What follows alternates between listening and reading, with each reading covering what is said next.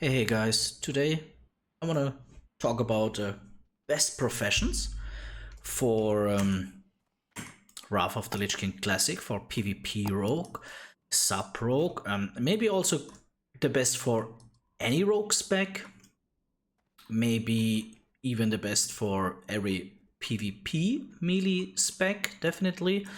But I mean, that is something that I don't want to say with definition or by definition. It's more like guessing. What I can definitely tell you that today I show you the best three professions. You have to choose of two of them. The best three professions for rogue player that are dedicated to PvP and wanna maximize their damage and stuff like this. So okay, I have here I have here a website that I want to show you because the website is just very nice structured. I also will put it in the link. I don't have a problem to give credit to other people. It's Warcraft Tavern. Very good in my opinion. They only miss one thing. That's one thing that I also want to talk a little bit about it, but at the end of the day they are definitely right. Two things. You can maximize damage or you can go for gold generation. Gold generation makes a lot of sense early in the expansions. We are very close for expansion start, so maybe you think like, hey, okay, the first 4 weeks, 6 weeks, whatever, the first weeks is the time that you can make most of the money. So if you want to go for money, you should do it right now, not waiting. So that means three different professions are possible to make money with.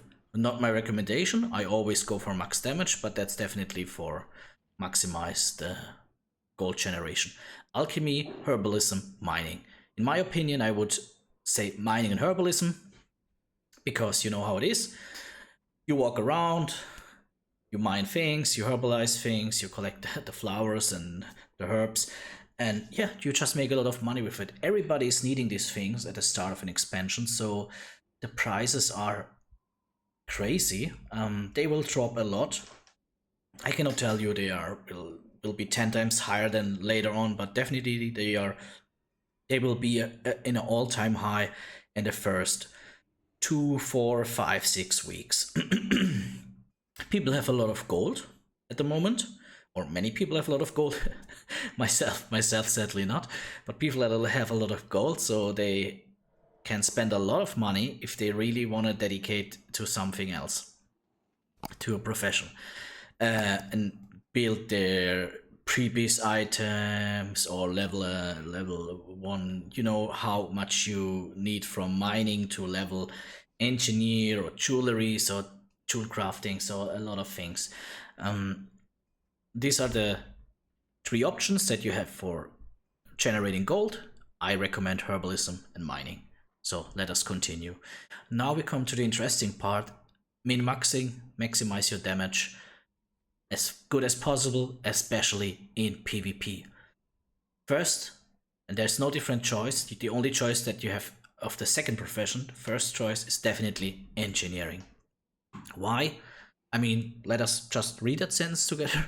When it comes to all the DPS classes that wish to min-max their stats for endgame content, engineering becomes almost a necessity.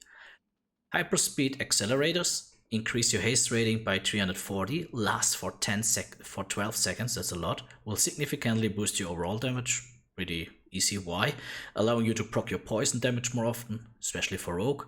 Other than the haste buff, which can use every 48 seconds, you can also benefit from nitro boosts. Permanently attaches overpowered nitro boost to a pair of boots, increasing your critical strike rating by 24 and allowing you to greatly increase your run speed for 5 seconds. The nitro boost can only be activated every 2 minutes and require engineering skill of at least 400. Two things that are very strong: speed buff to stick to enemies, to opponents, especially in PvP, is neat. And also the hyperspeed accelerator is super strong.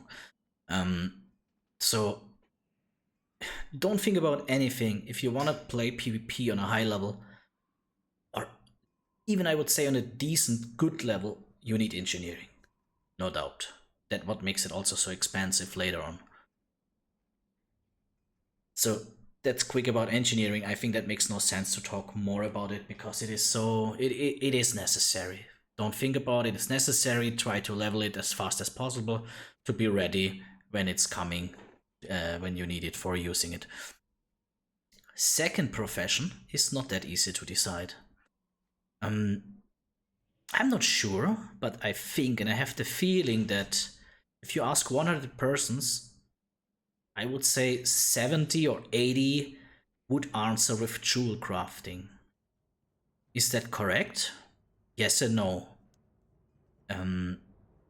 Yes, when you think more about DPS overall, if you think about burst, then my recommendation is tailoring. What is usually the situation where you need more burst? PvP. What is the situation that you need more damage over time or DPS? Raiding, PvE content.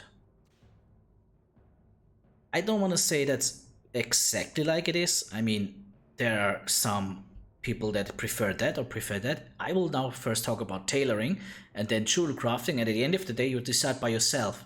Because if you pick engineering and tailoring or jewel crafting, you will be fine.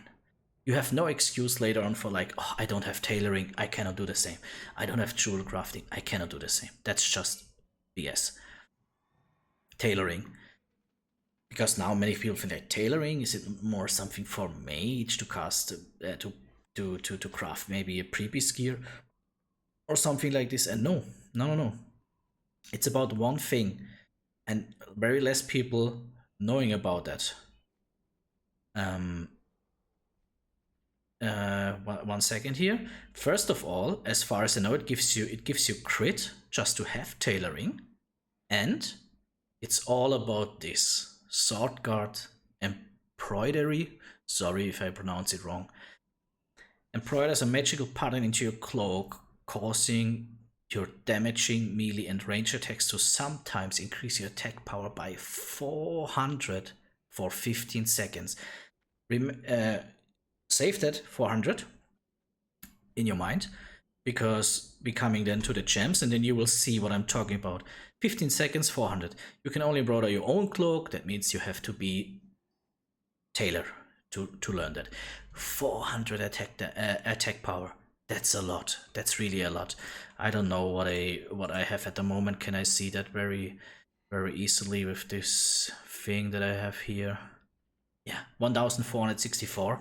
I mean, sure, that will increase more in Wrath of the Lich King. It's just now the end of the expansion TBC, so it will increase a lot. But let us say we are on 2000 or maybe even 2500. 400 would still be a lot. We talk about 400 from 2000. It's 20% or 20%. It's a crazy boost. It's a crazy boost. So, you know, it's about proc, but usually you know that the procs are happening in the first engage in PvP or on a bloodlust pull. Usually the is coming in the first few seconds, and then you have to wait. It's only proccing. They say when you look for information about it, it's usually proccing every one time in a minute or every 2 minutes proccing, I think. So yes, you'll usually have it in the most boss fights, maybe only one time. So I'm not sure if I would recommend it for PvE, but in PvP, just think about it. You engage something, you wanna burst it down, and you have 400 AP extra. That's a big amount. So I think I will go for tailoring, just to clarify that, but jewel crafting has also its benefits, so let us go quick into jewel crafting. I go here to this side, blizzardwatch.com. It's just for showing you the difference. Dragon's Eye. These are jewelers gems for jewel crafters only. A maximum of 3 can be socketed at a time. So that's what you get here. And now I want to show you the difference. If you have And I only showed you the attack power gem or gem to show you the difference. 68 attack power. If you socket this 3 times instead of the gem that everybody can use with 40 attack power, you have like 28 attack power more. Let us make it easy. Let's say 30 attack power more. 3 times, that means 90 attack power. So you have 90 attack power all the time more than a person who has not jewel crafting. That means this person has only for 15 seconds 400 attack power more. So I don't know exactly where the point is, where you say like, okay, a fight has to be so many seconds, then this is better than this. I guess it will be around 1 minute, 1.5. So yeah, I think for boss fights or other PvE stuff, definitely jewel mastery is better. Jewel crafting, sorry. But for bursty situations, and you know that in PvP we talk usually about bursty things, then we talk about jewel crafting. That is in my opinion. Then we talk about tailoring. That is my opinion. Only because of that one thing, the better option. At the end of the day, it's also a little bit of taste. Like I said, I just repeat engineering without any doubt, and then decide between tailoring and jewel crafting. No, none of these decisions will be wrong. One is a little bit bursty, one is a little bit DPS. So at the end of the day, what is important? Your playstyle, what do you like more? Maybe also, I don't know, I think tailoring is maybe a little bit more cheap. Maybe you have no money, start with tailoring. Later on, you could still switch to jewel crafting if you think like, hey, sorry, I made here a mistake, whatever. So that's just my opinion about this topic. I will go for engineering and tailoring first. I'm finally level 70, thanks God, with my new character on Crobulus. So that's it for today. I just wanted to clarify that because I think there's not the biggest variety of information around the internet to see that very quick and honest, which are I think very less people know about this tailoring thing. So yeah, think about it, make your own decision. When you decide 2 of these 3, you will never make a bad decision. Think a little bit about what I said first in the video. If you want to make gold in the first few weeks, then it's your time. First weeks, best weeks for making gold. Then go for one of these gold collecting things, mining and herbalism. See you guys. Bye bye. Have fun. See you.